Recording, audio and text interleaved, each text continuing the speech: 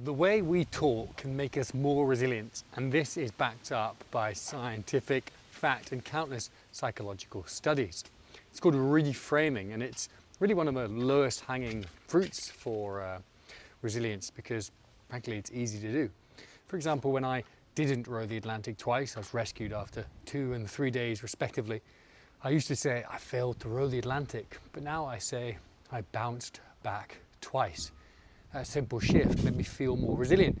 But it isn't just airy-fairy. There's so many studies that it's actually difficult for me to remember them all off the top of my head. But here's a few. One study found that people who said that stress was performance enhancing rather than inhibiting actually found that it was performance enhancing and had better outcomes. Similarly, another study said that sports people who said I'm excited rather than I'm nervous had better outcomes as well. In fact, there's also studies that show people who reframed obstacles as challenges experienced better focus and even different hormonal changes. I'm trying to think of more. God, there's so many. Definitely my favorite one is to do with milkshakes. People who were told they were having an indulgent 600-calorie milkshake felt fuller and had a drop in the hunger hormone compared to people who said they were having a sensible 100-calorie milkshake, even though both milkshakes were the same.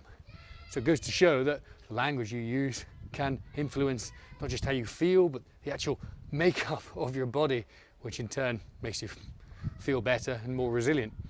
But you know, it really starts with compassion, because if you're busy beating yourself up for failing or feeling stressed or feeling sad, then it's impossible to enter the next step of reframing it in a more positive way. So allow yourself to feel those negative emotions and then accept them as normal and then reframe them. Don't fight them.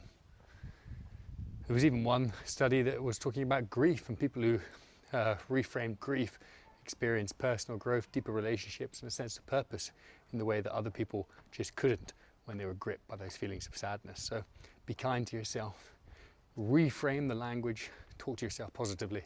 You'll find yourself getting more resilient in a matter of seconds. If you want to become hardier, happier and more fulfilled by learning about resilience, then subscribe by the button above.